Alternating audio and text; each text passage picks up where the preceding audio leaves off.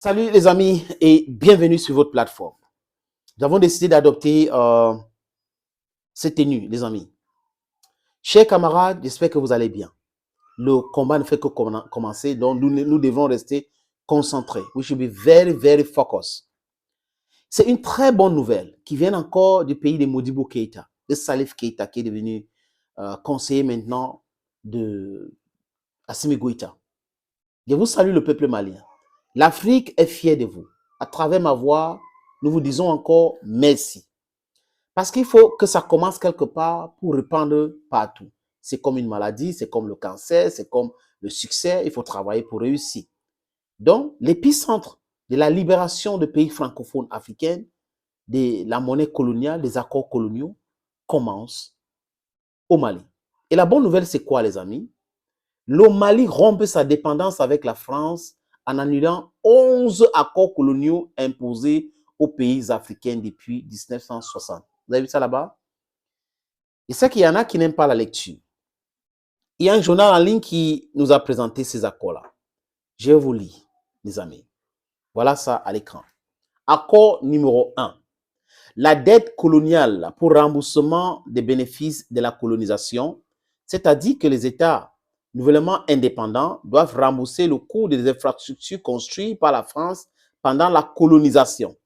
Nous cherchons toujours le détail du côté de l'évaluation des bénéfices et des conditions des paiements imposés par la France aux pays africains. Ça veut dire que la criminalité de la France officielle a été poussée trop loin. Des gens viennent chez nous esclavagiser, on construit leur pays, ils viennent nous coloniser, ils vivent chez nous, ils construisent les bâtiments chez nous. Après, quand ils veulent partir, ils imposent que nous devons payer ces bâtiments-là. Et ils ne nous disent pas qu'ils vont payer réparation pour les crimes, pour la spoliation de notre sous-sol, pour le vol. Voilà les bandits qui imposent des choses aux gens qu'ils ont volés. Donc un bandit vient chez toi, il te vole. Après, quand tu viens le chasser, il dit oui, je vais partir. Mais là où j'ai parté aux toilettes, là où j'ai la cuisine que j'ai acheté, les mamies que j'ai acheté là, tu devrais me rembourser. Exactement l'image, les amis. Accord numéro 2. La confiscation automatique des réserves financières nationales. C'est-à-dire que les pays africains doivent déposer leurs réserves financières auprès de la Banque de France. Ainsi, la France garde les réserves financières de 14 pays africains depuis 1960. Le Cameroun y compris, la Côte d'Ivoire y compris. Écoutez très bien. Le Bénin, le Burkina Faso, la Guinée-Bissau, la Côte d'Ivoire, le Mali, le Niger, le Sénégal, le Togo, le Cameroun, la République centrafricaine, le Tchad, le Congo-Brazzaville, la Guinée équatoriale et le Gabon. Ainsi, la gouvernance des politiques monétaires reste asynchrone et incomplète du fait qu'elle soit pilotée directement par le gouvernement français sans aucun lien avec les autorités financières de pays tels que la CEDEAO et la CEMAC. Ainsi, du fait des conditions qui lient les banques de 14 pays des zones économiques et financières CFA, elles sont obligées de garder 65% de leurs réserves d'échange dans un compte d'opération tenu par le Trésor français, ainsi que 20% supplémentaires afin de couvrir les risques financiers. Ainsi, du fait des conditions qui lient les banques des 14 pays des zones économiques et financières CFA, elles sont obligées de garder 65% de leurs réserves d'échange dans un compte d'opération tenu par le Trésor français, ainsi que 20% supplémentaires afin de couvrir les risques financiers. En plus, les banques de zone CFA imposent une limite de crédit à chaque pays membre. Ce n'est pas possible. Équivalent à 20% des recettes de l'État dans l'année budgétaire en cours. Bien que le BEAC, la BEAC et la CEDEAO aient des possibilités de retrait supérieurs auprès des trésors français, ces retraits doivent faire d'abord l'objet de l'accord du Trésor français. Hey! Seigneur! La décision finale revient donc au Trésor français qui a lui-même investi les réserves des pays africains sur la place boursière parisienne. Donc, on prend notre argent, on place, on a les bénéfices, on vient demander notre argent. On vous dit que non, vous demandez 20 milliards, on ne peut pas vous donner 20 milliards. Vous voulez faire quoi? Vous expliquez non, non, non, non, on va vous donner seulement 5 milliards. Regardez le banditisme que certains intellectuels ou certains pseudo-intellectuels ou des intellectuels de la dictature soutiennent. En autre mot, 85% des réserves financières africaines sont déposées sur un compte d'opération contrôlé par l'administration française. Écoutez très bien, les amis. Les deux banques de la zone de franc CFA sont africaines, de par leur nom, mais ne décident aucune des politiques monétaires par elles-mêmes. Le pire est que les pays eux-mêmes ne savent même pas quelle est la part de réserve financière qui leur revient. Personne n'est au courant. Accord numéro 3. Le droit de premier refus sur toute ressource brute ou naturelle découverte dans le pays. C'est-à-dire que la France a le premier droit d'achat des ressources naturelles de la terre de ses ex-colonies. Ce n'est qu'après que la France a dit « je ne suis pas intéressé » que les pays africains sont autorisés à chercher d'autres partenaires. Hey, Kachoniti. Hey, écoutez ce que les gens soutiennent, les amis. Accord numéro 4. Priorité aux intérêts et aux entreprises françaises dans les marchés publics et appels d'offres publics. Nous comprenons pourquoi. Au Cameroun, par exemple, quand on parle de péage, on donne ce marché-là aux entreprises françaises. En Côte d'Ivoire, c'est les entreprises françaises. Vraiment, bref, tous les pays de la zone franc CFA, ce sont des entreprises françaises. Et on donne ces explications. Dans l'attribution de marchés publics, les entreprises françaises ont la priorité sur les appels d'offres, même si les pays africains peuvent obtenir un meilleur rapport qualité-prix ailleurs. Donc, si la France vous dit que le marché là, je vais réaliser, ou les entreprises françaises vous disent, je vais réaliser à 4 milliards, et que la Chine vient dire que c'est à 1 milliard, vous devrez payer 4 milliards. Incroyable. En conséquence, dans la plupart des ex-colonies françaises, tous les leviers économiques des pays sont entre les mains des expatriés français. En Côte d'Ivoire, par exemple, les entreprises françaises possèdent et contrôlent tous les grands services publics dont l'eau, l'électricité, le téléphone, le transport aérien, les ports, les grandes banques. C'est la même chose dans le commerce, la construction et l'agriculture. Les amis, quand Ouattara manque là, quand M. Biya, Ali Bongo, les M. Ouattara, les M. Ali Bongo, les M. Biya, les autres là, les M. Sall mentent là. Certains de leurs soutiens pensent que c'est la vérité. Voilà donc la réalité en Côte d'Ivoire, par exemple. Toutes les entreprises, les grandes entreprises sont contrôlées par la France. Par la France. Et les gens vont venir nous raconter des histoires. Les amis, je continue. Accord numéro 5. Écoutez très bien hein, comment nous sommes les esclaves dans notre propre pays, dans notre propre continent. Droit exclusif de fournir des équipements militaires et de former des officiers militaires des colonies. Droit exclusif. Hey, Seigneur.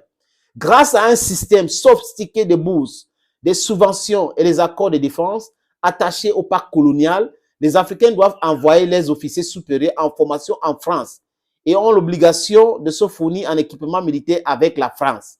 Seigneur. Seigneur. 6e accord. Le droit pour la France de déployer des troupes et d'intervenir militairement dans les pays pour défendre ses intérêts. Écoutez très bien, c'est pour ça que ça a capoté au Mali, au Burkina Faso et au Niger. Hein. Comment est-ce que les gens pouvaient signer des trucs comme ça?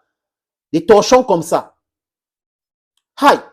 En vertu de ce qu'on appelle les accords de défense attachés au pacte colonial, la France a le droit d'intervenir militairement dans les pays africains et aussi de stationner des troupes en permanence dans les bases et installations militaires entièrement gérées par la France. Donc la France est chez toi, c'est la France qui gère tout chez toi et tu n'as pas le droit de parler. Parfois même, tu n'as pas le droit de visiter certaines zones de ton propre pays. Accord numéro 7. Numéro 7 maintenant les amis. L'obligation de faire du français la langue officielle du pays et la langue pour l'éducation. Venez parler. Voilà, c'est encore gravissime. Ça veut dire que notre éducation, on n'a pas le pouvoir éducatif. Notre culture a été prise comme ça, ramassée et jetée dans la poubelle. De l'éducation, nous sommes obligés d'utiliser le français comme langue officielle. Nous sommes obligés d'utiliser la langue française dans l'éducation. Et vous soutenez cela? Vous applaudissez la France? Ça, c'est le banditisme. Et tous les pays africains devraient dénoncer cela, comme le Mali. Une organisation de la langue française et de la diffusion de la culture française a même été créée. Elle s'appelle la francophonie et possède plusieurs organisations satellites. Ces organisations sont affiliées et contrôlées par le ministère ou le ministre français des Affaires étrangères et aujourd'hui français des Affaires étrangères et l'Europe. Accord numéro 8. L'obligation de l'utiliser le franc CFA, franc des colonies françaises d'Afrique. Bien que ce système ne soit pas partagé par l'Union européenne, les colonies françaises sont contraintes à utiliser exclusivement le franc CFA. Donc, une monnaie que les Européens ne reconnaissent même pas. Mais nous sommes obligés d'utiliser cela. Accord numéro 9. L'obligation d'envoyer en France un bilan annuel, un rapport d'état de réserve, pas de rapport par agent. Donc, on doit aller dire à la France que voilà ce qu'on a fait aujourd'hui, on a fait cette année, voilà ce qu'on a fait, pour qu'ils puissent nous accorder un peu de notre argent qu'elle a dans qu'elle a dans sa banque centrale. Vous comprenez cela? Donc, on fait du avec pour notre argent. Donc, si un pays africain dit, oh non, non, on n'a pas besoin de vous montrer de rapport, ça nous concerne, et donnez-nous notre argent, ils vont dire non, non, non, non, pas de rapport, pas d'argent. C'est-à-dire que le directeur des banques centrales d'ex-colonies présente le dit rapport lors de réunions annuelles des ministères des Finances sur l'ex-colonie. Ce rapport est ensuite compilé par la banque française, par leur banque, les amis. C'est quand même compliqué. Accord numéro 10. Renoncer à toute alliance militaire avec d'autres pays, sauf autorisation de la France. Je reprends. Dénoncer à toute alliance militaire avec d'autres pays, sauf autorisation de la France. C'est qui la France? C'est quoi la France? Cette France officielle qui nous a fait signer ça. Et certaines personnes soutiennent ça aujourd'hui. Je pense que beaucoup de personnes ne sont pas au courant. Les amis, partagez cette vidéo. Ça doit être viral pour que les gens prennent conscience de la souffrance, de la maltraitance, de l'infantilisation, de l'arrachage de nos droits. On doit prendre conscience. On n'existe pas. La France a tout pris. La France contrôle tout. Et la jeunesse actuelle demande son indépendance. C'est tout ce qu'on demande. Qu'est-ce qu'on fait avec cette France-là qui est en train de nous infantiliser, qui nous vole, qui nous pollue, qui pille nos ressources, qui nous impose des choses, des bases militaires et autres. On n'a pas besoin de ça. Chers amis, renoncer à toute alliance militaire avec d'autres pays, sauf autorisation de la France. Pas possible. La plupart de ces pays ont seulement des alliances militaires avec les ex-colonisateurs, simplement par le fait que la France les interdisait toute autre alliance. Incroyable, mais vrai, les amis. Je vais prendre maintenant le 11e accord. 11e accord. L'obligation de s'allier avec la France en cas de guerre ou de crise mondiale. On a fait ça depuis la Première Guerre mondiale, qu'ils ont appelé abusivement Première Guerre mondiale. Deuxième Guerre mondiale, on a pris les Africains, on les a appelés les tirailleurs sénégalais. Et ils ont défendu la France. Maintenant, en Ukraine, ils ont compris que le paradigme a changé. Oui, le paradigme a changé. C'est à partir de là qu'on a compris que les Africains ont pris conscience. La jeunesse africaine, à sa grande majorité, plus d'1 milliard, a pris conscience aujourd'hui et ça pèse sur la France. Les Africains ont dit niet, on ne va pas soutenir la France et l'Union européenne et les Américains ou l'OTAN contre la Russie. Ce n'est pas possible parce que la Russie nous a aidés lors de notre indépendances. Vous étiez obligés de signer les papiers, nous obliger avec les pistolets et autres et donner le pouvoir à ces valets-là. Mais ces valets aujourd'hui savent que la Russie nous avait aidés pour qu'on puisse acquérir notre indépendance. 11e point, l'obligation des alliés avec la France en cas de guerre ou de crise mondiale. Plus d'1 million de soldats africains ont combattu pour la défaite du nazisme. 1 million, les amis. Et du fascisme. Mussolini en Italie. Au cours de la Seconde Guerre mondiale, Seconde Guerre européenne, asiatique. Maintenant que la France est militairement liée à l'Union européenne, à l'OTAN et aux États-Unis, l'Afrique sera de facto engagée aux côtés de la France en cas d'une 3e guerre mondiale. Ah là là, c'est pas possible. Ce n'est pas du tout possible, les amis. Et notre ami qui nous a proposé cet article a écrit ceci, je vais vous lire pour vous, les amis. Chers compatriotes africains, 11 accords sont toujours en vigueur entre la France et 14 pays de la zone de France CFA. Aucun média français ni les soi-disant spécialistes de l'Afrique ne parleront jamais de ces sinistres accords qui ont été imposés aux pays africains par la zone de France CFA. C'est de ça qu'il est question, les amis. Ils ne vont jamais parler de cela. Ça ne les intéresse pas. Ils cachent cela parce que l'exploitation de l'Afrique, je répète encore, ceux qui sont en train de douter peuvent aller vérifier. Google est là. La France gagne 500 milliards en Afrique chaque année. La France détruit l'Afrique. La France impose le banditisme en Afrique comme mode de gouvernance. La France impose des valets en Afrique. La France est là pour la destruction et le sous-développement de l'Afrique. Mais les amis, je vais conclure. Si les pays africains continuent d'accepter cela, sachez que c'est nos dirigeants. Et ils sont aussi à blâmer. Parce que le Mali est en train de dénoncer. Le Burkina Faso a déjà dénoncé aussi.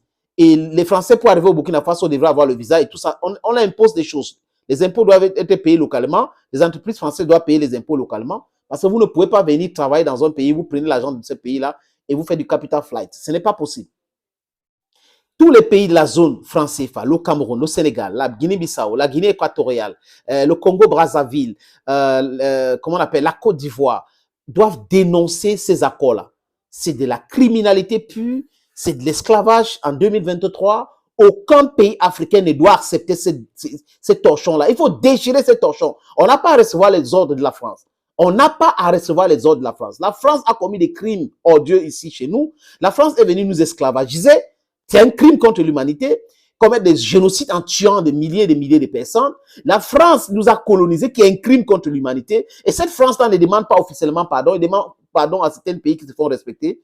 Et il ne veut pas demander pardon et payer réparation. La France plutôt doit nous payer réparation. La France doit renvoyer l'argent des pays africains qu'elle détient dans sa banque centrale, le trésor français. Les pays africains doivent arrêter de faire des rapports à la France.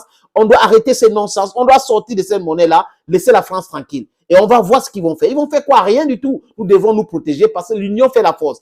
Quand Sankara avait dit que si moi je dénonce ces choses-là seul, ils vont venir m'assassiner. Mais si nous sommes nombreux, ça sera impossible pour eux. Ils vont marcher comme nous voulons. Les amis, l'Afrique doit être libre. Les micro-États là doivent revenir ensemble. Nous devons former plutôt les États-Unis d'Afrique pour avoir un passeport, une armée. On doit nous respecter et une monnaie. C'est de ça qu'il est question. Nous n'avons pas besoin de frontières créées par l'Occident qui se réunit, l'Occident criminel de von Bismarck, de Léopold II. Ils sont réunis à Berlin en 1884-85 pour diviser l'Afrique, qui était un pays continent. Dear friends, from Algeria to Morocco, to Tunisia, Libya, South Africa, Tanzania, Mozambique, Seychelles, Madagascar, Cameroon, Côte d'Ivoire, Senegal, let's stay united. Niger, I salute you. We should stay united. Mali, I salute you. We should stay united. Burkina Faso, I salute you. We should stay united. One Africa, one defense, one passport, single currency, and then we'll be free. We have 3 years to liberate ourselves from this nonsense. God bless you all. Bye-bye for now.